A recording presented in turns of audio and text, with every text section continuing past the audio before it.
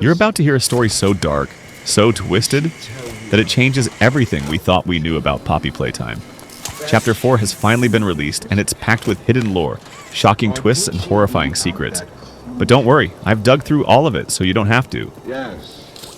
Today, I'm giving you the full timeline of Playtime Co., from its creation to its darkest experiments.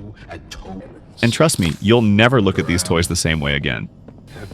Stick around, because by the end of this video, you'll know exactly what it all means, and why Chapter 4 might be setting up something even bigger for the future. Let's go back to where it all began. The birth of Playtime Co. In 1930, Playtime Co. was founded as a simple toy company with a mission to bring joy to kids everywhere. Unlike its competitors, Playtime prided itself on making toys locally instead of outsourcing. But at the heart of it all was one man, Elliot Ludwig. Elliot was a genius, a visionary, but also a man obsessed. His work consumed him, and his family paid the price. His wife left him the same year he started Playtime Co. And from that moment, Elliot poured everything into his work, desperate to create something revolutionary. And in 1950, he did. He created Poppy Playtime, the first doll that could actually talk back to children. But this wasn't just some mechanical trick. No, Elliot found a way to make Poppy seem truly alive. And that's where things take a dark turn. The secret behind Poppy. Poppy wasn't just a plastic toy. Elliot had discovered something that let him merge organic materials with his creations. Poppy wasn't just talking, she was thinking. At first, no one questioned how it worked. The toy was a massive success, and Playtime Co. skyrocketed to the top. But tragedy was lurking just around the corner. Elliot had always encouraged his employees to adopt children, kids who had no home of their own. He even adopted a daughter himself. But then, something terrible happened. His daughter died, and Elliot refused to accept it. Using the same secret process that created Poppy, he brought his daughter back, not as a human, but as another doll. A horrifying experiment that somehow worked. And this was just the beginning. The Young Geniuses program. Elliot became obsessed with unlocking the secrets of life itself. He didn't just want to make toys anymore, he wanted to change the future of humanity, but he couldn't do it alone. So he started a new initiative, the Young Geniuses program. A project designed to recruit the brightest young minds and mold them into the scientists of tomorrow. One of these recruits, Harley Sawyer. Harley was cold, ruthless, and brilliant. Elliot took him under his wing, hoping to shape him into something great. Harley had his own vision. Eventually, Elliot realized Harley's hunger for progress had no limits, and he kicked him out. But Harley never forgot this betrayal, and one day, he would return. The Playcare Orphanage and the Nightmare Experiments.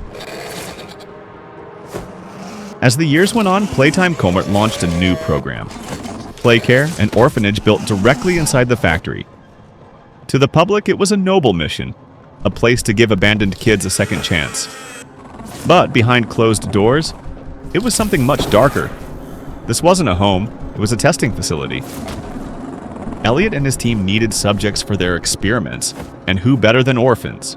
Kids with no families, no one to come looking for them.